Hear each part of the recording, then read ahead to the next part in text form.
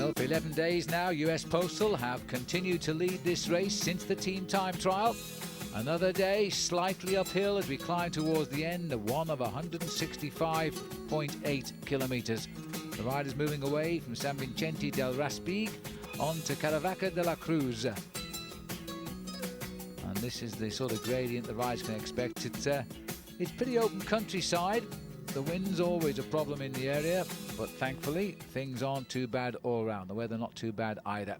And the breakaway, and this has been the situation virtually since the start, Dave Zabriskie of the US Postal Service, I have to admit that Johan Brunel and his team have thought of something different to do almost on a daily basis. Well, Zabriskie built up a massive advantage over the main field, 13 minutes and 15 seconds, and I don't think anybody's too worried about the position of him in the overall classification, so I think it may well be a situation where he will survive off the front end of the main field. This is Alejandro Valverde. He's actually been involved in an accident on the road. He's second overall at 9 seconds, and I wonder if he's dreaming about ripping this golden jersey off the shoulders of Floyd Landis towards the end of today's stage. Well, I don't think he'll do it too quickly. There's his jersey there from what was a pretty heavy tumble. He went down very heavy indeed at the side of the road, and as you can see, ripped out the back, and it was a very nasty crash that he went down in. But he's a tough character, and he's back in the main field, and currently around about a quarter of an hour behind the lone leader, Dave Zabriskie. Well, Zabriskie got away after 3 kilometres. There was no resistance to his attack at all. A 25-year-old national time trial champion from the US, so if anybody can stay away, it's this man. He's a bit of a specialist against the watch. Getting a chance here on the big team now for US Postal. He looks as though he's struggling, and I'm not surprised because he's only got 4 kilometres to go. The field are closing in, but I think he is going to stay away here. And what a win it's going to be. Far and away the biggest win of his career. Well, I tell you what, at one stage in the day he had an advantage of around about a quarter of an hour, but it actually has tumbled down quite a lot, and it's actually currently hovering at around about the 2-minute mark. He should survive, but he's still got to get himself to the finish line. As you can see, the main field's starting to whip up the pace. Most of the work on the front end is being done by Fassa Bortolo. Well, we're heading up to the finish, but let me tell you, the battle for the points has all been enacted for second place sprints today behind Zabriskie, and Erik Zabel picked up a couple of points at the first one, and again he was best at the second one, and that means that he's going to keep the race lead in that competition, or rather get it back as we go to the eve of the rest day here, away from Stuart O'Grady. Well, there at 4 kilometres ago, the official time check was 2 minutes and 30 seconds, but let's not forget that is just a guide coming to us from the motorbikes. And there is around about 2 kilometres the distance between Dave Zabriskie here at the front and the front end of the main field, who the difference in speed right now is absolutely phenomenal. Zabriskie here at 2 kilometres to go is just about riding at 42 kilometres an hour. And look at the face on him. Look at the sweat starting to come through his shirt there as well, while the main field, Phil, are riding along here at around about 55 kilometres an hour. I know it's not exactly a slow pace, but a 100-mile time trial is what Zabriskie has done today. And I'm not surprised he's looking as though he's in pain just now. Unfortunately, you have to get up that little rise there. That's the finishing town as we wing our way round into the town. But I can't see anybody beating him now. There's the peloton. There's a rider dropped back there very quickly indeed. I would suggest a flat tyre for him.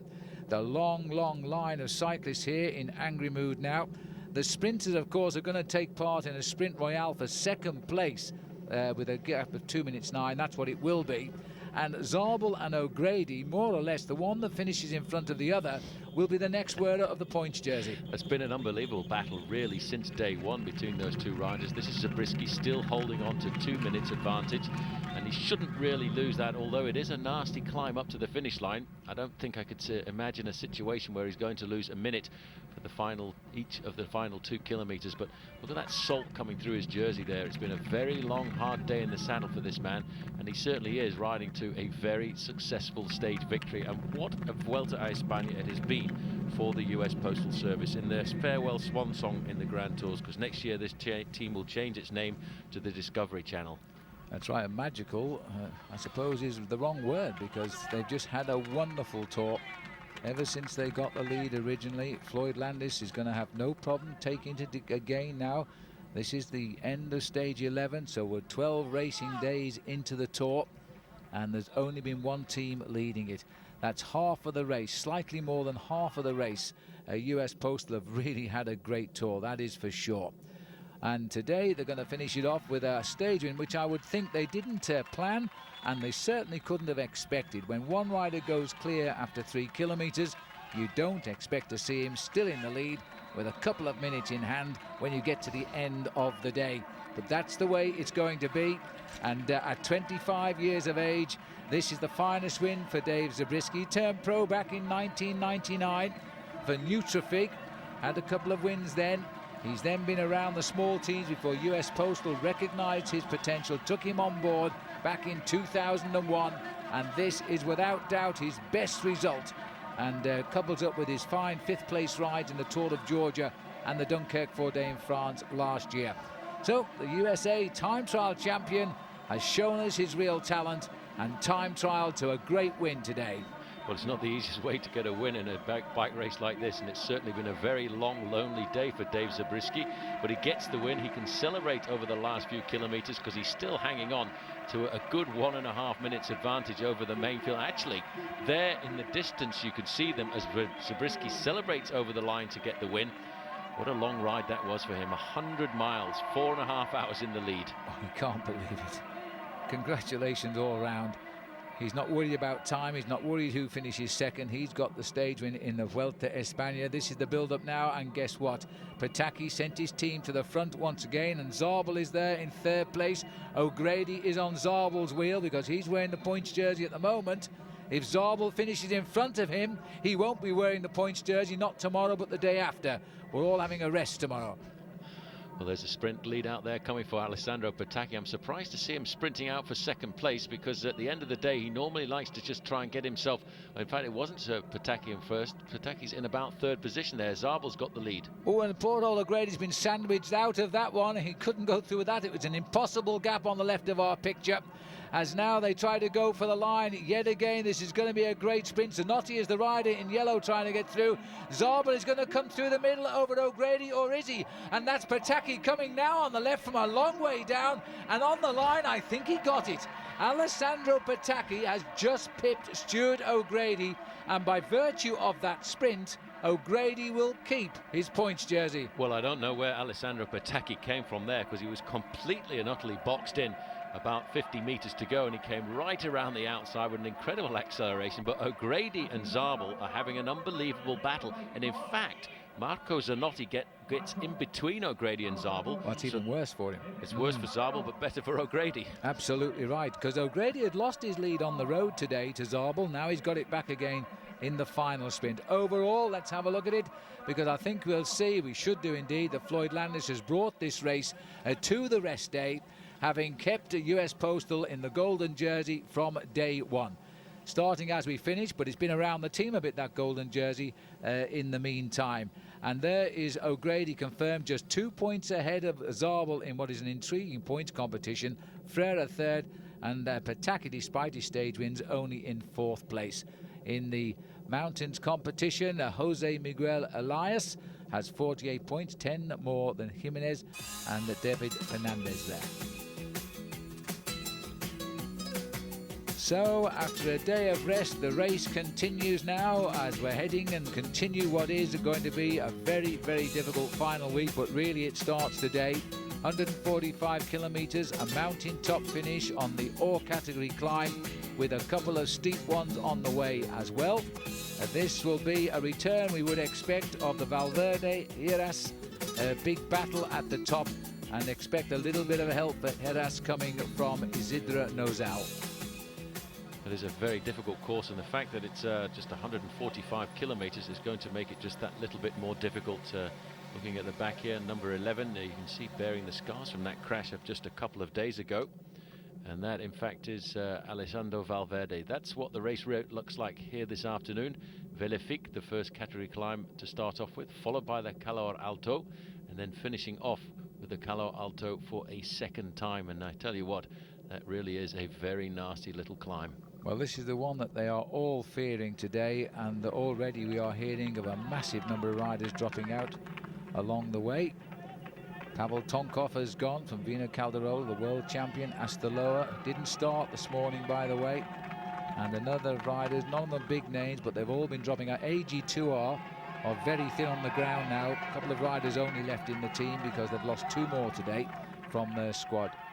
Well, this is going to be a very difficult day, I think, for Floyd Landis to try and hold on to his 9-second advantage over Alejandro Valverde.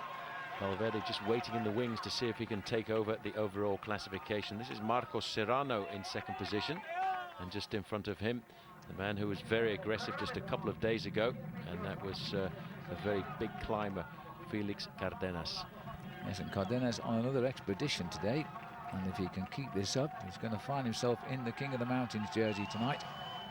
He's lying there just in the top 4, lost a little bit of ground, but riding okay. This looks like Francisco de Lara out in front at the minute. Patanina, 10 kilometers from the finishing line. Just to give you the results over the Vellifique climb, it was Lara ahead of Cárdenas and Serrano. Over the Cala Alto after 88 kilometers, same result again, Lara, Cárdenas, Osa, Unai Osa. And then on the Cala Alto, that's where we're headed to now, and that is up to the observatory there. And it might be a change here because it looks as though the order's gone out to try and get Roberto Heras up to the leaders. There's Luis Perez just on the right-hand side there for Team Cofidis. But you can see what is happening here right now. The Grupo Heras has got 11 seconds difference between themselves and the yellow jersey of Floyd Landis. But Landis, I think, is actually around here about to make contact again. Well, the elastic has been stretching but never snapping today, and if anything has come out of this Vuelta a España for Floyd Landis, it's been the art of suffering, because he's certainly done that. He has fought gallantly to hold on to the golden jersey. When the days have come and gone when we thought he would lose, he's always got in just in time. It's going to be hard to keep that rhythm up now, though. He's getting tired, surely. Well, look at that. On the front of this group, it's Liberty Seguros. In 3rd position is Roberto Heras. I can't actually see Alejandro Valverde in there. I think that is Tricky Beltran in the group there for US Postal Service. And as you can see, this pace here is really starting to put a lot of riders into a spot of bother. There's Stefano Garzelli. There's Floyd Landis just on the back of the group, so he's actually recovered just a little bit there, and I think he's managed to reintegrate the Roberto Heras group. David Blanco going off the back there. Landis is tagged on to the back, and he's having to hang on in there for the moment. Just in front of him, you can see the balding head, I think it was, or Pipoli. No, that's Garzelli. I beg your pardon, Garzelli, Stefano Garzelli. We haven't seen much of him at all in the race this year, but he's still there. He's been very quiet, just sitting on the back there.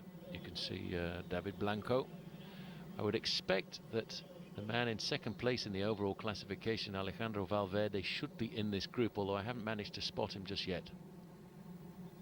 That's Roberto Heras and the Liberty Seguros riders, and as you see, every time we go uphill, this race absolutely explodes, and we see a hierarchy of 15 to 20 riders moving out of the front. Roberto Heras, I think, today is going to try and lay claim to a big finale. He's tried to win a couple of times here, but always somebody's popped up and taken away the glory. But this really is a difficult climb, and you can just look down there at the speed they've hit the climb at, and it's all down to the work of Liberty Seguros. And again, Mr. Faithful there, Isidro Nozal, not at all unselfish after his great 2nd place last year. He's here for one reason, despite his own high overall position, and that's to get Roberto Heras into the final golden jersey. There are still challenges in this race. I'd be very worried about Mancebo, and still, despite his falls in this tour, also Alessandro Valverde. And here comes an attack now. That is Valverde. You can see he's got the little sequels of that crash from a couple of days ago on his left knee. He went down very hard in the early part of the race. This might be a test for him today. It's going to be a very big test for him, and he's actually put a bit of pressure onto Isidro Nozal and Roberto Heras. This man is an unbelievable talent for the future. He's had 15 wins so far this season. One of the most prolific winners alongside riders like Tom Boonen, the Belgian rider, and of course the man who's won more races than anybody else, Alessandro Petacchi. Floyd Landis. I think that is going to be the end of Floyd. He's been dropped on a number of occasions. He's pulled himself back into the race. Beltran just in front, I think, has been given the order, stay in contact with the group because there's no more engine room. I think you're right. That increase in speed there by Valverde. There's a little chance to have a look at it again.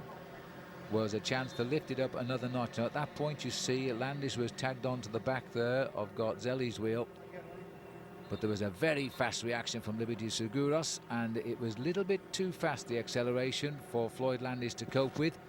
Good climbers like to go fast, accelerate, and then ease back into a rhythm and then go again. And that's the evidence of a good climber. Once they ease, though, people like Garzelli are getting back on. Straight off the back, I think he's going, because look at this. This again is Isidro Nozal on the front, just tapping out the rhythm. Luis Perez is the coffeeless rider there. He's ridden a couple of good Vueltas a España over the last couple of years. And you can see this race is really starting to split up, and it all is because of the work being done by Liberty Seguros. I think this is going to be the end of the golden dream here for Floyd Landis, because once you get dropped a first time and you fight your way back, and a second time and you come back, the writing is basically on the wall, and I think that's the situation here for Floyd Landis. Started the day just 9 seconds ahead of the man there in the white jersey, Alejandro Valverde, and right now he's lost his lead by 6 or 7 seconds to the Spanish challenger. And the pace-making here by Nozal has now split this group into 2 complete halves here, and that's going to damage also the golden jersey. You can see Landis now, he's wise not to panic. He's going to stay within the red zone and ride at the pace he can handle. There's no point in trying to live with these top climbers, because it's just not possible right now. Mancebo also on the back there. Santiago Perez has tacked on. Look at that gap. The difference between Valverde and the golden jersey is 23 seconds. So the gap is starting to expand. Here on the back, Francisco Mancebo, looking very comfortably over his shoulders. He wants to see the position of the golden jersey, and you can see that that gap is starting to widen. But what a job of work on every moment when it's been important Isidro Nozal has done for the team. He's always been there. He really is riding a splendid Vuelta a España, but the man likely to take the advantage here this afternoon is Alejandro Valverde. And not surprisingly today, the battle for the sprint has taken a back seat. After O'Grady got the lead by just those 2 points before the rest day, they haven't been scoring out on the course today because the climbers have had a free rein. The Breakaway getting away on the first climb of the day, but it's been more or less put back into a situation where once more now the big contenders are together. There's Francisco Mancebo, still looking good, strong. Tacked on to what is becoming a very, very high tempo, quality leading group here. I tell you what, this is an unbelievable, difficult final 10 days of racing here at the Vuelta a España. This is Carlos Sastre trying to stay in contact here, and you can see all of these riders, all very good climbers, are really being put on the edge of their saddles here this afternoon. Well, it's really now, between now and the finish, and remember this is stage 12, between now and the finish there's only 2 flat stages now, so this is where I suppose the big boys will tell you the Vuelta really begins, and it's going to be a battle of the climbers, and just about the climbers that matter have got themselves in the right position. Well, 28 seconds now, the difference between Valverde's group and the group which contains Floyd Landis, the leader at the start of the day. That's Luis Perez in the white jersey of Cofidis on the left-hand side. All of the big sprinters this afternoon taking a back seat and just trying to make sure they stay in contact and don't get eliminated. Stefano Garzelli is having a very difficult time here to stay in contact with the group. Well, if these guys come to the line together, it'll be the Kelme rider Alessandro Valverde next in the golden jersey. If the gap opens, he's already the leader on the road. This is Roberto Heras, as you saw there, 5th overall in the classification, but he's really 4th already because down the panel has gone poor old Floyd Landis here. Heras is making a move here. Look at the gap he's got. It didn't look like a serious attack. It just actually looked as if he was standing on the pedals. He's gone off the front of the group, and there you can see just in front of him. I can't remember. That looks like Nozal. No, it's not. It's Lara, I think. He's still clear. 7 kilometers to go to the summit. But Roberto Heras here has made the move. He's got a gap over the rest, and in fact this is rather interesting because Alejandro Valverde now is going to have to try and respond to this. He has to stay in contact with Roberto Heras if he wants to have the golden jersey at the end of the day. Oh, Francisco Lara, who only came in with 24 hours notice to the event, has just been caught and passed. He's had a great day in the mountains, but now it's all over for him. As you see, the little climber Xerre, Mancebo and Valverde are going to have to dig deep here because they can't allow Heras to gain too much time. That's him up the road. Huge decision time now. I think that was Santiago Perez just ahead there as well. Well, there was 38 seconds between Valverde and Roberto Heras at the start of the day, and it looks to me as if Roberto Heras has already opened up around about 10 or 15 seconds over Valverde. Valverde is riding defensively. He's actually just sitting on the wheel there of Francisco Mancebo, and that would indicate that he's not in the greatest of form this afternoon, and that is very often the case after you've had a nasty accident. And Lozal also looks as though he's done his job. He's bottom left of the picture here and beginning to look very laboured indeed. But you know, we've seen this so often, haven't we? And this man still closes his eyes, grits his teeth and finds something special. Valverde sitting on the wheel of Francisco Mancebo. Mancebo not a big winner, but he is a very, very good climber. And he has 10 wins to his credit since he turned professional back in 1998. But he has his moments. Valverde, well, he also, like all of these top riders in this race, know how to take the pain. Well, 12 seconds now separates Roberto Heras from Valverde. Separated at the start of the day by 38 seconds. Roberto Heras now has to really stamp on the pedals, but he actually looks an awful lot better than he did a couple of days ago when he just really could only stay on the wheel of his teammate Isidro Nozal for an awful long time. He's been riding himself into this race, trying to put the memories of a bad Tour de France behind him. Disastrous Tour de France, I would say. He came in thinking he was going to be a real serious challenger to Lance Armstrong, and he just lost all of his time on the early flatter stages before he even got to the mountains, and he lost an awful lot of morale. This is Valverde and Mancebo. They're just looking up the road there. I think just in front of them is Lara. He's about to get picked up. No, Lara's gone through. I think that's Santiago Perez, the Phonak rider there. It could well be. Roberto Heras is in front there in that gaggle of riders surrounded by motorbikes. And here he comes, just dancing away, looking superb. He really loves this race when it goes uphill, and I think this Vuelta a España has been made very much with him in mind. Well, there can't be many more mountains. There's been a few complaints about the severity of the course of this Vuelta a España. And not surprising that they emanate from the sprinting teams, not from the climbing teams as usual. 6 kilometers to go to the finish. There's a lot of chance of gaining time here. He's still only just up the road, and whoever that rider is, and I think it is Perez, these two are going to pick him up anyway now, and this will be the battle for second place. 21 seconds, just 17 more seconds for Roberto Heras to move off the front of these two here to put himself in a position to actually take the golden jersey here this afternoon. And look at the face here of Mancebo. Amazing. He is absolutely turning himself inside out, and he's actually turning out to be an ally for Alejandro Valverde. Valverde, I think, just quite content to sit there and allow somebody else to make the pace making. Look at his face too, a picture of agony. Well, the Spanish champion of Spain, Mancebo, also, and it was Perez, here he is, also won a stage in the Tour of Germany. Came to this race with big hopes, hasn't let us down yet. There's the overall situation. Valverde best placed, the next candidate for the golden jersey, but only if he closes down here on Roberto Heras, who could climb into the #1 slot. Just needs 12 more seconds now. Let's not forget these GPS readings are only a guide, but what the guide indicates to us is Roberto Heras and Valverde. The gap between them is starting to go to the advantage of Roberto Heras, last year's winner, and you can see Valverde's in real difficulty here. He's taking risks and he's just closing his eyes every now and again to try and push the pain away a little bit. He's going to need all the help he gets there from Mancebo, because he's a little bit worried about that left knee. He fell on it, and he's got it quite heavily strapped. Huge test for today. First day back in the saddle on this mountain section. But we'll see how he goes. But at the moment, it's all good. Although I think if Heras, he's certainly got the time here to open up, to take the lead by a hatful of seconds. It won't be much more than that if he does take the lead.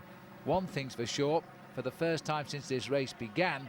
Oh, and there's nearly another touch of wheels there, because he just locked up and he almost brought off Perez, who was very quick to react and nip round him and grab the wheel of Mancebo. He was on the limit all of the time. We saw him make one or two little mistakes because of the fact that he was right on the edge of his saddle, trying to stay in contact with Mancebo, but I think he was right at the end of the red zone, and now he's going to have to try and recover if he can, get himself into a rhythm.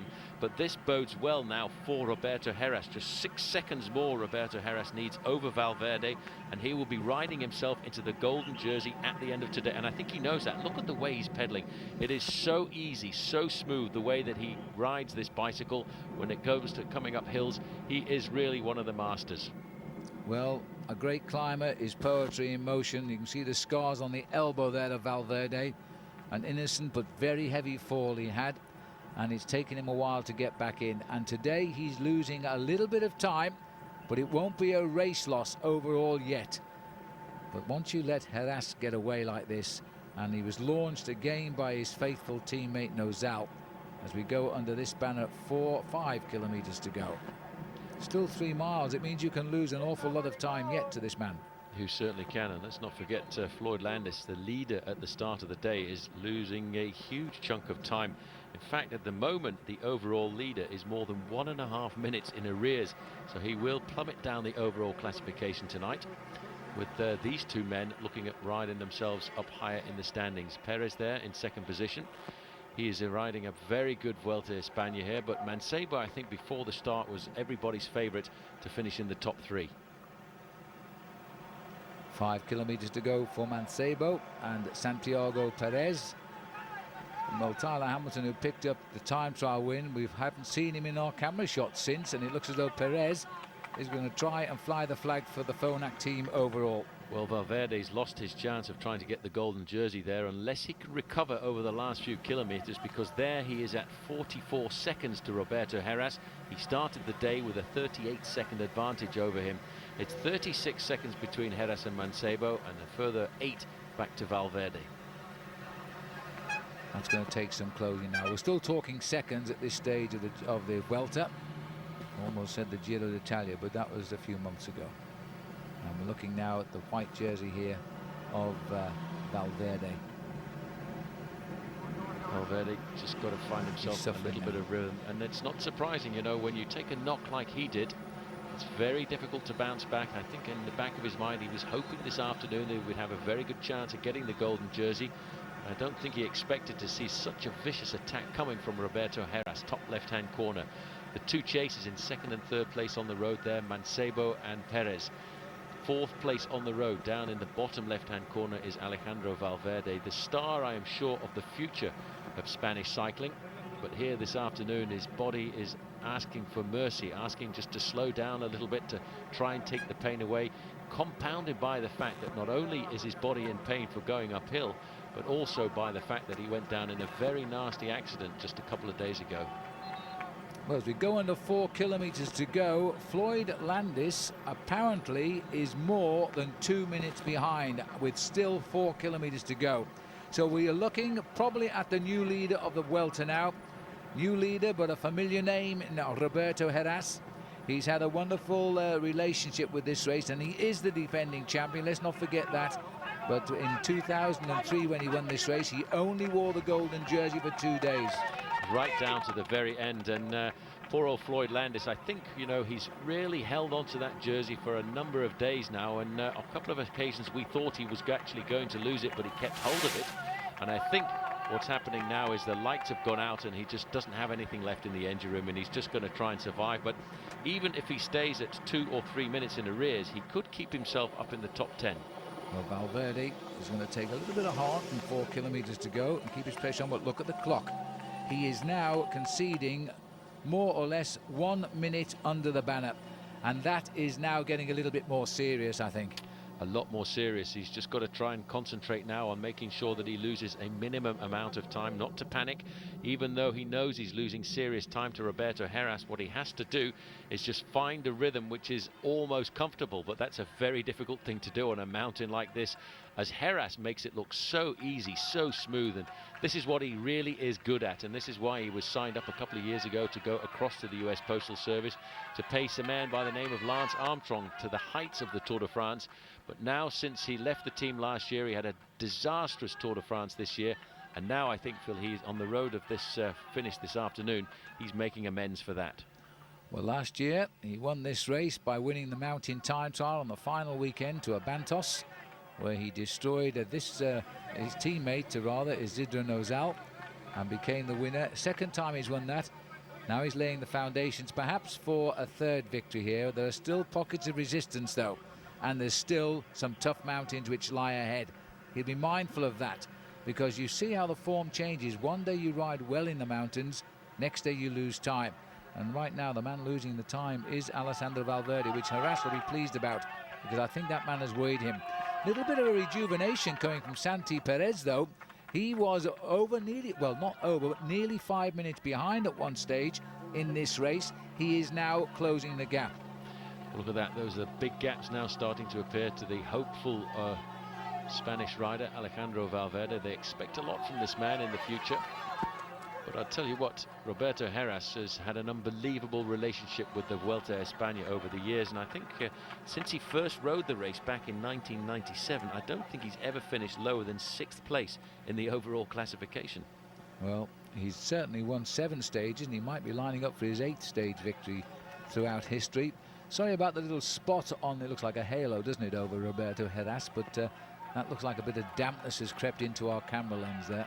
Well, it's not surprising. We've had a lot of very damp days. I think there's just a little bit of mist probably fogging up the inside of the lens, but that's not affecting the performance here of Roberto Heras, and he's just ticking those pedals over quite remarkably. It looks as if he's actually caressing those pedals and getting the bike to go that little bit faster uphill. He'd be happy, I think, to see that the sun is starting to peep through a little bit here in the afternoon.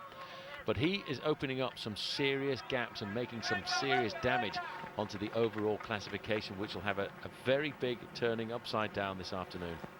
Well, Mancebo, who picked up Perez, is now having to do all of the work here, the champion of Spain.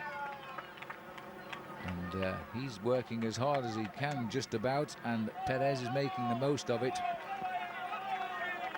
The helicopter is where Roberto Heras is as we circle our way under the 3-kilometer banner, and now these two are almost a minute back. So where on earth is Valverde? Well, Valverde is going to be around about 1.5 minutes, I think, the way things are starting to develop here. Francisco Mancebo could be, Phil, riding himself up into 2nd place in the overall classification at the end of today if Valverde can't do anything to recover. He's about to come through that same point now, and in fact it's not a minute and a half. He might have recovered. He has, because it's 1 minute and 18 seconds, so he now seems to be finally finding his rhythm. It's just gone a little bit easier, the terrain there, and he's got himself back in. See, wise men don't push themselves into the red zone too deeply, because they don't come out of it again. And he's just hanging on. He might well, because you can see those two riders just around the corner, at least get back to them. This man's gone for the day. I think that's pretty certain now at 2.5 kilometers to go. Depending on the gaps, and if they stay as they are, he's the next golden jersey. Well, I think here we're probably looking at the top 3 men in the overall classification at the end of today. Top left-hand corner, Roberto Heras. He should take the golden jersey as leader. Top right-hand corner, Francisco Mancebo should move up into 2nd place of the overall classification if the race stays as it is. And Alejandro Valverde, who started the day in 2nd, currently has dropped away down to around about 3rd, but he seems to be recovering over this last few kilometers. He's getting back into some sort of a rhythm. 1 minute 18 is the spread across the top 4 riders here now. The one that is a bit of a surprise is Santi Perez of Phonak. He has given us no reason to think he was going to be a challenger in this race, but all of a sudden he's one of the top 4 on what is a major climb. He's been very consistent over all of the big mountain stages. Roberto Heras is the best. We have to admit that. He is riding a superb ride at the front end of the race here, and just coming up to 2 kilometers to go. I wonder if he's still holding on to that 1 minute. In fact, it appears that Francisco Mancebo is recovering over the easier gradient, because he's chopped off maybe 2 or 3 seconds. Perez seems incapable at the moment of helping Mancebo. It's a pity, but if he could. And now, what's he going to go through at? I think he's just about on the same time. He might have lost a second or two, Valverde. He can see the other two. And up comes a group here, so there's reinforcements. Isidro Nozal has just ridden himself back into the action. Sitting on his back wheel there is Luis Perez, Cofidis rider, and that's a good result for him. And completing the list there, it looks as though we've got our old friend Jose Angel Gomez of Spain tagged on. Well, Isidro Nozal right now has to sit on the wheel of Alejandro Valverde, because this is a turning point in the Vuelta a España. He can do absolutely nothing to assist Valverde. because Valverde needs to lose time to Isidro Nozal's own team leader. It was 1 minute and 20 seconds at the 2 kilometer banner there, so in fact has lost just a couple more seconds. I thought he was starting to recuperate over the slightly easier gradient as we get up towards the summit. Might be a slight change now. Gomez having a trouble here. He's just come on. He's not quite closed the gap. What is Isidro Nozal doing here? He should not be doing that at all. He should not be riding in front of Alejandro Valverde at all. No. He has to defend the position of Roberto Heras. And I wonder if Roberto Heras just got to look at the TV camera in the team manager's car. Yeah, I don't. Nozal may not know the situation. He must know Heras is ahead. Perhaps the programming's gone a little bit wrong for today. But Nozal seemingly doing the wrong thing. He should be sitting on Valverde, making him make the effort, and maybe nipping away from him just as the finish line approaches. It looked to me as though Mancebo was getting a little bit tired there. A good length between him and Perez. This is unbelievable. Nozal is now pacing Alejandro Valverde. They've popped Luis Perez off the back there. I think Isidro Nozal is thinking about himself here, not necessarily thinking about the team, and he could find himself trying to climb up into a high place in the overall classification. This man, as it is now, is our next candidate for gold. The crowd has spotted him. He really is a pure climber. His build, everything about him is for going up hills. And it looks as though, and this is a surprise, Santiago Perez, who was caught by Mancebo, is now just lifting the pace a little bit too hard for the other Spanish rider. Well, let's not forget, Francisco Mancebo is the current national road racing champion of Spain. And he really has the most disastrous position on a bicycle, but I tell you what, he goes uphill pretty fast. Now that'll be sweetness for the eyes of Roberto Heras. Just 1 kilometer to go to the summit. And again, you see, look at him, he's taking advantage of the fact that it's leveling off a bit, getting out of the saddle, changing the gears up to try and pick the pace up from what has been around about 22 kilometers an hour for the last half an hour of racing to probably around about 40 kilometers an hour for the last 500 meters. Another costly barrier operation here, but not because of the crowds by the look of it, as Roberto Heras sprints out the last 500 or 600 meters. Then he can take a look over his shoulder. Oh, he almost clipped the barrier with his shoulder there. Take a look over his shoulder then and watch the time tick by. I think it'll be great news for him. There's no way now he's not going to be in goal tonight. Under the kilometer goes Santiago Perez, looking set to be a bit of a surprise second. The wind there, a bit brisk across the top of the mountain, coming from the left. And the battle, Isidro Nozal still riding with Valverde and still setting the pace. And I'm not sure that's a wise decision. Anyway, his team captain has done his job well today and still gritting his teeth, because as we saw the other day, he is intent on taking as much time as possible. He's a great bike rider, and that's why Lance Armstrong enjoyed having him alongside him for a number of years to help him in the big mountain passes. But when he comes to the Vuelta a España, it's only for one reason: to ride for himself, and he's done that so well over the last couple of seasons.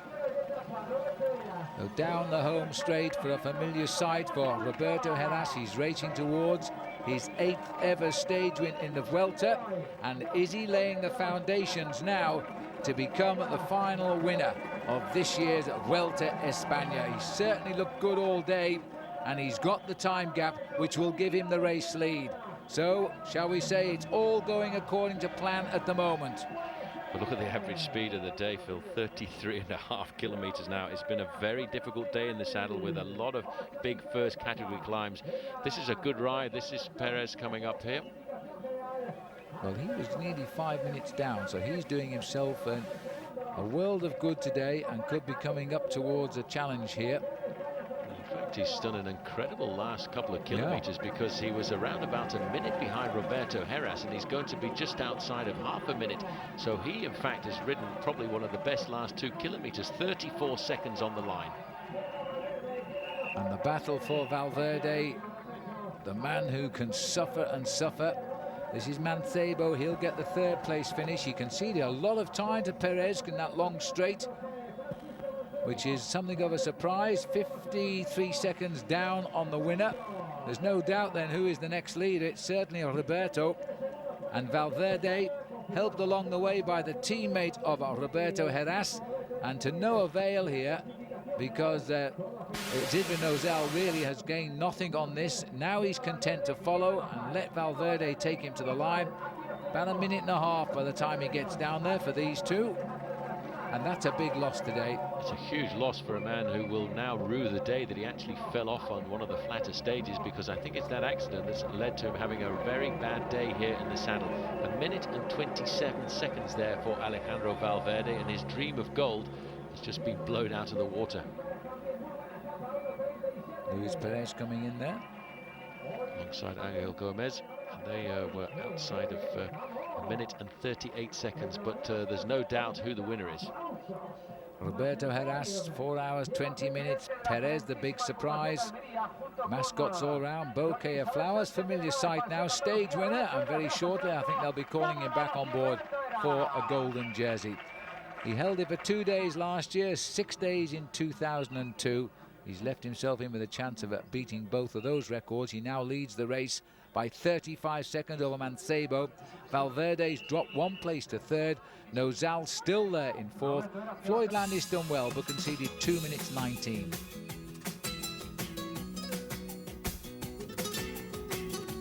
So moving on now to stage 13, 172 kilometres. Unlucky for some, Tyler Hamilton not starting today, reducing the field to 148. Oscar Freire, big sprinter, going out yesterday, but the battle's still there amongst the top 3 sprinters for the points jersey. Well, this should be one of the last few days remaining, one of only 2 days, with this lovely flat finish here as we race down to Malaga. Should welcome a big sprint finish. We'll pick up the action late on here as the whole peloton now being wound up as usual by the Fassa Bortolo squad.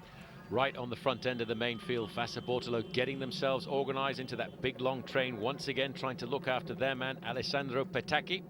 But also over the last couple of kilometres they've been getting quite a lot of help from Cofidis, and of course they're obviously thinking about Stuart O'Grady and the possibility of Stuart getting himself a stage victory. But it is so very difficult, Phil, here to try and outwit Alessandro Petacchi. Well, he has the team, that's the thing, and Team Mobile, for example, virtually nobody left on that squad. The same with AG2R, so they're not getting mixed up with it either. Alessio had good sprinters, they've virtually all gone home, so it's getting a little bit easier perhaps for Petacchi. The grand old man Zabel always will annoy, bet on that, but other than O'Grady, it's hard to see where Petacchi will be challenged.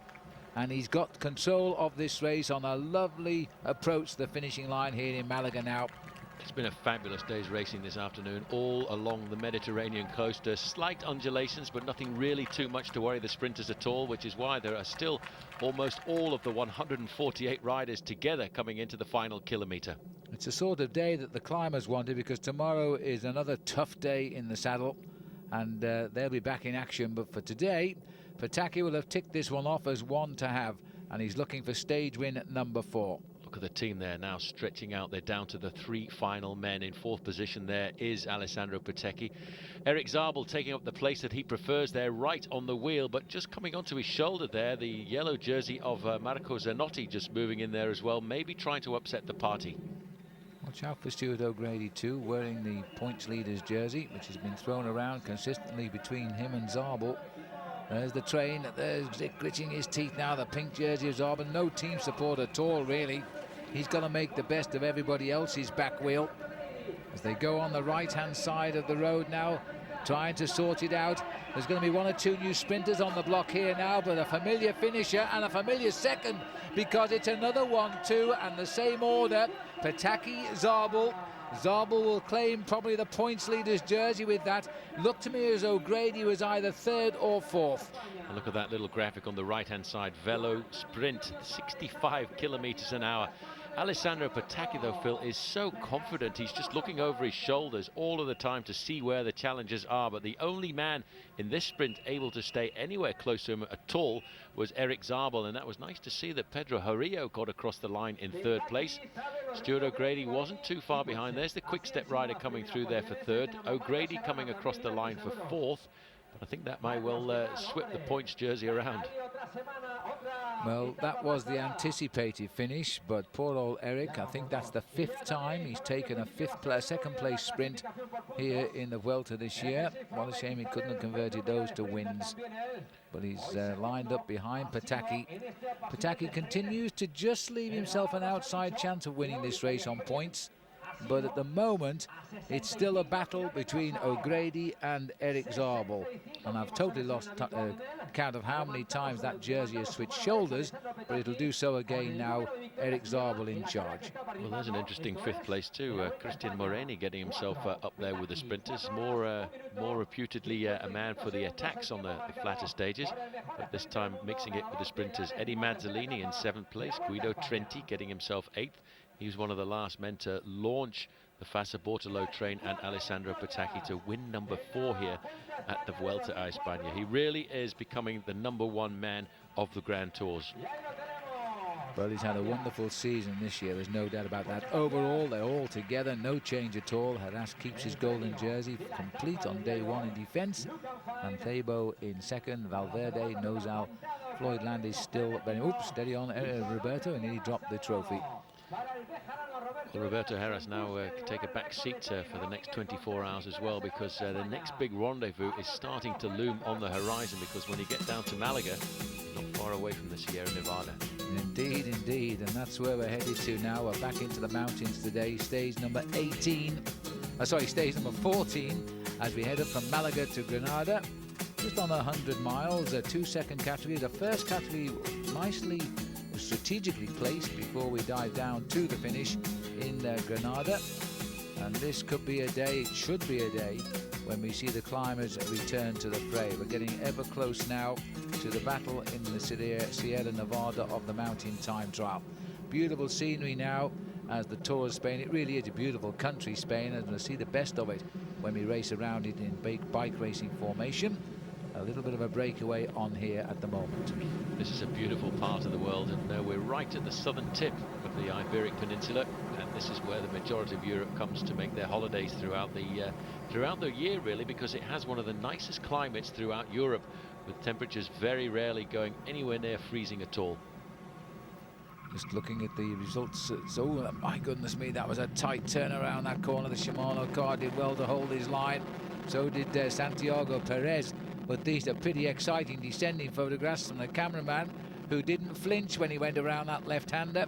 And a chance now for Santi Perez here to gain a little bit of ground. He's had a good day. We started to see him just a couple of days ago. And I can tell you, by the way, that Stuart O'Grady didn't start today. That's taken some of the pressure now off Erik Zabel, and neither did AG2R's Mikel Astaloa. And I think there's only 2 riders left in AG2R now, as we stay here with the new man on the block. I'll tell you what, whatever you do, please don't try this at home, because painful. This is a very painful and dangerous maneuver, but it is very effective. 68, 70 almost kilometers an hour for Santi Perez, who's got a 30-odd second advantage over a small group, a very select group of riders just behind, which once again has actually contained Roberto Heras. Heras, very attentive, Phil, over these next couple of days, but I think very much looking forward to tomorrow's individual time trial. Well, this is an interesting descent now, because there's not much they can do but sit there and freewheel down. They're hitting speeds of 90, 95 kilometers an hour here. This is a 60-mile-an-hour drop, and they're making the most of it. The roads are in perfect condition, totally closed, of course, for the passage of the race, so they can use it all. There's Valverde in the white jersey. Just in front of him is Isidro Nozal, then Roberto Heras. They're trying to pull this man back into the fold, but at 15 kilometers to go, he is still holding on to a good portion of a half a minute's advantage as they start the descent now down in towards Granada, which is right in the shadows of the very famous Alhambra. Well, a bit surprised that Stuart O'Grady dropped out by not starting this morning, but that's the way it is, and he's taken away a little bit of the excitement for that points jersey, which is now centering only between Zabel and Alessandro Petacchi. But with all the mountain stages to come, and Zabel won't score points, he could have a challenge, of course, from the climbers as we go into these last few days. Well, this is a nice descent here, very fast descent, hovering at around about 50 miles an hour on the charge down into Granada. Santi Perez has really taken the bull by the horns in deciding to go it alone here this afternoon. You can see the helicopter just hovering up there.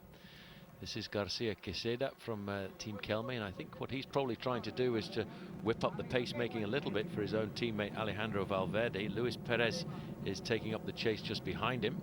Just look at the speed. Our camera's following these riders down here, kicking out their left knees there to stay upright as they go down. Perez has gone over the top on his own of the Monachil climb. He's being chased by Heras, Valverde, Sastre, Mancebo, Nozal. We've seen Luis Perez and Carlos Caseda, and somewhere in amongst it too is Leonardo Piepoli.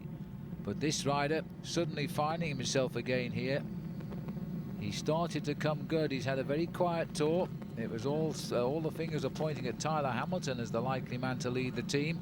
Hamilton delivered the goods in the time trial, but has since left the race complaining of stomach problems. So we're now watching a new man on Phonak here try to make an impression. He's trying to make an impression. He's taking an awful lot of risks going around these corners. He's certainly making an impression on me, Phil, because he is using every little bit of road. And you see around these very steep corners here, it is almost impossible for the motorbike to actually stay in contact with a bicycle racer. That gives you an idea just how agile these men are on the bikes. You see how they put the knee out just a little bit in the corner there. That's to lower the center of gravity and keep you into the apex of the corner, making sure that you don't lose very much momentum at all. This is a great descent now. I'll tell you, this we're looking at Caseda there, taking them down, and also Luis Perez of Cofidis. But our camera guys are doing an incredible job. This is some of the most exciting descending I've seen for a long time, staying up with the riders. We're talking of huge speeds down here. And Perez has, and this is Santi Perez now back at the front, is making the most of this. They're not really closing in on him just at the moment. He's not a winner either, so if he wins this, it will be a surprise. Well, he's hanging on to still around about a 35-second advantage, but he's not looking like a man who is going to weaken. In fact, he's just lost a little bit on this descent, and that's all because of the work being done by Garcia Queseda. It's down to around about the 30-second mark. Let's not forget this GPS reading coming to us is just a guide on which way the result is going. That's the group there containing Valverde and, of course, Roberto Heras, Isidro Nozal. They've opened up, and I'm a bit surprised that they've opened up such a big gap here on a stage which should really have seen a large group of 20 or 30 riders staying together over those two first category climbs. Time to zip up for warmth here, Alessandro Valverde. He's got less bandaging on that left knee today, just a sticking plaster over the wound. Looking as though he's feeling a bit frisky again. May have recovered. Anyway, that's Piepoli in the yellow as they rejoin. And the leaders there, this is the leader, Santiago Perez. He's been a pro since 2001, but his only victory came in a stage of the Giro d'Italia at Limone, Piemonte back in 2003. And in fact, he didn't cross the finish line in first place on that occasion. Right. He was behind Stefano Garzelli, who was subsequently disqualified for a doping infringement. That's absolutely right, and so we can't say we've actually commentated on this man ever winning a stage of anything, or a race for that matter. But he's been coming back steadily. And he's been riding very strongly, so he's not entirely a surprise today. But he's still got to shoot from the depths if he's got any ambitions, or he might be just out hunting at the moment to pick up stage wins. And that would be no small consolation here, especially as he hasn't won a stage in the Vuelta before. 10 kilometers to go. It's still a big ask for him. There's Mancebo, number 81, Leonardo Piepoli. This is an interesting group, Valverde, and they are working hard here. And again, relying heavily on Isidro Nozal is the golden boy, Roberto Heras, and he won't do any work. He's saving as much energy as possible. Well, you know, if you've got a teammate to work for you, why not have Isidro Nozal? This man won the 2 individual time trials at the Vuelta a España last year, so he's a very big engine to ride on the flatter parts of this course, and he too is riding very high in the overall classification. Roberto Heras, I think, is in an ideal situation here this afternoon. He just has to sit back. His closest challengers are here with him. He can keep a very good eye on them. And they're actually opening up a pretty large gap over the whole of the main field. The next group behind them is around about a minute and a half in arrears. The main field is around about 15 minutes back. Well, I think we can forget the main field now, probably till the end of this race, because they are not going to challenge. The winner of the Vuelta a España is among these riders here. They're the same suspects we have seen day in and day out do battle when they know it's a battle for time. Mancebo has been up to it, and Piepoli, well, he came to the fore with his 1 stage win, but he's still not really an overall challenge for the victory. He lost a little bit too much time early on. In fact, when we came to the end of the first week, he was more than 15 minutes in arrears in the overall classification, but he's got himself the stage victory he was looking for. It looks as if, in fact, they've picked up Carlos Garcia, because he's back in the main field now, and he is riding on the front to try and pull back the one lone leader, as we're now very much in the outskirts of Granada. Santi Perez has 8 kilometers to go to the finish, and what the Kelme riders now are trying to do is pull this race back together to try and offer the victory to Alejandro Valverde. Well, this has been a wonderful race by Santiago Perez from Phonak, taking over the leadership of the team here and trying to deliver them a podium place. He needs good time on today's stage, and then we'll see where that puts him overall. But behind, it looks like again it is Carlos Caseda who is doing the work for the Kelme squad, and Heras won't be objecting to that. Well, he's actually extending his advantage there. The last time check we got, it was just coming inside of the 30-second mark, and as we go under the banner here, he stretched it out to 41, 42 seconds. So it's going in the right direction, and there's only, in fact, it's Valverde himself in person who's come to the front here to try and pull it all back together. He is the fastest man in this group if they can pull back the lone leader. He looks a tall, classy bike rider, Valverde. He really does. And he struggled his way through this race. He hasn't found it at all easy. He was 3rd overall last year. Now 7 kilometers to go. The clock goes on. About 42, 43 seconds was the gap last time. It's nothing, is it? But this time it is a flat-out race for the line. It's not a big peloton burning down on a single man. It is one man against a handful, and he's got a chance. We'll look at the clock when we get through to that time check in a moment. It's a lovely part of the world now as we head to Granada. Pleasant, warm, late summer days here, and I should imagine it's not just the pace that's hot out there either. This is Luis Perez now for Cofidis. On the front, trying to pull them back. Each one of these riders coming forward every now and again to push the pace just a little bit higher. This is Carlos Garcia of Kelme going through, and it's still hovering at the 42 seconds. So over that last kilometer, they have done nothing to the advantage of the man off the front end of this group. He still holds a good chance of taking himself the victory on today's stage. And as far as I can remember, this will be the first time he's crossed the line in victory. Well, I would entirely agree. He's had a great sadness during his career, because 2 years ago his girlfriend was killed in a motor car accident, and he's often thought about her. I don't think he's really recovered from that great tragedy in his personal life, but maybe now he's going to have a chance to have some sporting triumph here, and I don't think there'll be too many complaining at that. 6 kilometers to go, and Santiago Perez has worked very hard. We haven't mentioned him in the opening 10 days of the Giro, of the Vuelta rather, beg your pardon. But I say right now, he's suddenly found his confidence. He came good in the mountains 2 days ago, and once you get your confidence, things happen. Well, that can very often happen in a team as well. When you come in with the idea of actually working for a designated team leader, and the 2 team leaders in Phonak were supposed to be Oscar Sevilla and were supposed to be Tyler Hamilton. Well, that has completely changed now, and this man, Santi Perez, has been given a free hand to ride for himself, and he's taken it with both hands, grabbed it, and seen this as a great opportunity. And the more we get into the Vuelta, the more he really seems to be riding with confidence.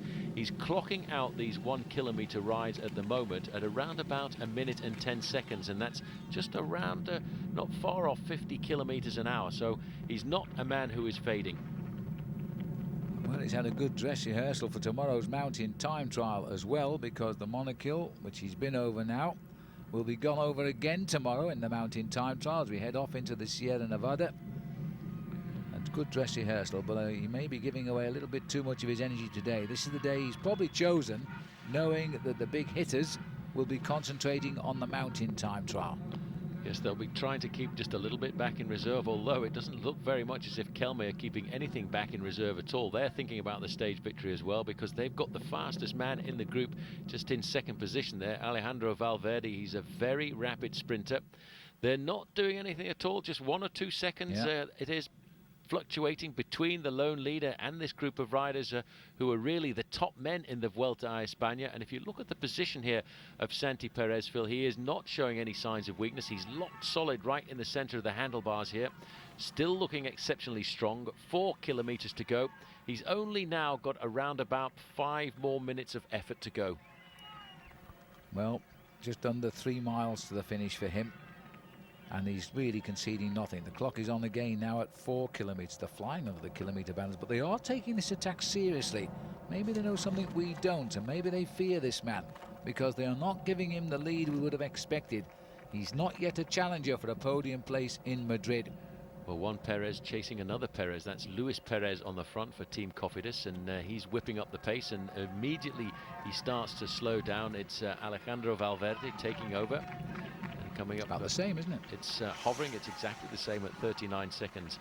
The man at the front is now starting to feel the confidence and the possibility of the stage victory. He's just got to continue for another couple of minutes of agony, and then he'll swing into the finishing straight with a good advantage over the main field. They are doing nothing at all to eat into his advantage, and I think right now it's going to be very difficult for them to catch him. Clock back on, 3 kilometers to go now. I don't think they're going to catch him because they've showed no signs of improving. This man is riding a time trial equal to the speed of that very elite chase group. These long straight roads now through the trees. As he concentrates, he hasn't altered position, he hasn't looked over his shoulders, he's just got on with the job. And Santiago Perez could be running to what I think we can safely call his first ever win as a professional bike rider. He was awarded that stage in the Giro, but he never crossed the line then in first place back in 2002. Exactly the same 39 seconds as they go under that barrier at 3 kilometers to go to the finish. Perez is doing a magnificent ride. Roberto Heras just sitting 3 from the back there, nice and comfortably, keeping an eye on everybody else. All of his closest challengers are in that group with him, but he doesn't have to worry about individual glory on these stages. He's got to think about what's coming up tomorrow, because that mountain time trial is going to be a very important rendezvous for him. He has to ride well, and if he can ride like he did in the last mountain time trial in the Vuelta España 12 months ago, he could be extending his advantage once again in the GC. Yeah, well, the clock is once again on. He's seeing none of this, of course. He probably wishes he would. Need a last word of advice from the team, because all of a sudden they've got a man here who is going to move up probably into the top 6 or 7 overall now. Therefore, he will become a challenger. But after tomorrow, who knows, because he may be giving away all of his energy one day too soon. Hard climb tomorrow, vicious mountain time trial, and perhaps not as steep or renowned as Alpe d'Huez as it was in the Tour de France with Lance Armstrong, but it'll be a sort-out day. And there's the clock still counting. Oh, what's this? Sastra's got a problem. I think he was just going around that corner there. I don't think he went down, but we did see it, and in fact that's had a little advantage for Santi Perez. He stretched it out to 41 seconds. That's Luis Perez on the front. Valverde, let's have a look at him. In fact, he didn't crash, he just went round the corner, and he ran out of road and managed to stop before those concrete barriers. Well, he might or might not rejoin there now, but one thing's to the good, 41 seconds. 2 seconds at this stage is an enormous amount of time to ease out of the chase. So they've had their rhythm disrupted. This rider now is sensing the first big victory, and it's going to be a pretty emotional one for him as he races up. What a result for Phonak now. Tyler Hamilton won the time trial for him. That, I think, to a degree was to be expected. Hamilton now at home, but this rider here is delivering the goods for Phonak and is putting in now a challenge at the top of the overall classification. Yep, he's just ticking out that rhythm now. He's looking up the road. He can see in front of him the Flamme Rouge, the red kite, and that will make him realize that he's closer and closer to a very important victory in his career. It could be a turning point for a man like this, because once you get that big win under your belt, it really does give you an awful lot of confidence. He's not weakening at all. He's just ticking it away at around about 95 revolutions a minute. It's a very good cadence as he hugs the barriers there, and very shortly, Phil, he'll come into the finishing straight. Well, he's only just 27 years of age. He had his birthday in August, so he's a Leo. And now coming into this race, he surely didn't expect to have a stage victory, or maybe he did. But one thing for sure, he's got it. And he's still pulling away from that chase group at a time he should have been losing ground. So here comes Santiago Perez of Spain. Enjoy the moment. It's never happened before. And he unzips the jersey, kisses his chain and waves to the crowd. Santiago Perez gets the stage win, and he will continue his ascent of the overall classification. No danger yet to the men who are on the podium so far in Madrid, but you never know. Good job. Carlos Sastre did recover. He's just on the back of that group there, but I'll bet he's gasping for breath right now. Well, he did well to get back. He must have sprinted that gap closed. Now let's see if Valverde can finish off the sprint. He's in a perfect position. because Garcia, his teammates, leading him out. He's looking around to see who's going to take him on, and he's going to go for it now. Little attack coming from Luis Perez. Perez is the name today, perhaps. He's on the left of our picture, but Valverde is going to win the sprint. But look at the clock. In fact, in that last kilometre, Perez, Santiago that is, did pick up more time. The final gap, 45 seconds. Well, that'll be good. That'll be an advantage to him. That'll move him just a little bit closer up in the overall classification. And one man we forgot a lot about there was, in fact, Floyd Landis, one of the only men from the top 10 in the overall classification to actually miss the move. Yes, and that means he'll slip even further away, poor old Floyd. The pressure's off him now without the golden jersey, of course. As we're looking here now, the winner of the day. And although he'd be credited with, overall he's won one race before, but it was that on a disqualification in the Giro, so he's now had 2 wins in his career. This, I think, will be the one that he will enjoy the most because it's in his home country, and there is classification. He'll probably save that for a long time to come. Santiago Perez, 46 seconds the official time gap over Alejandro Valverde, and Luis Perez, the other Perez, in the breakaway. And in the overall standings, no change at all for Roberto Heras. He was accompanied by all of his closest rivals, but now Philly's very much on the eve of a serious rendezvous, the individual time trial to the summit of the Sierra Nevada.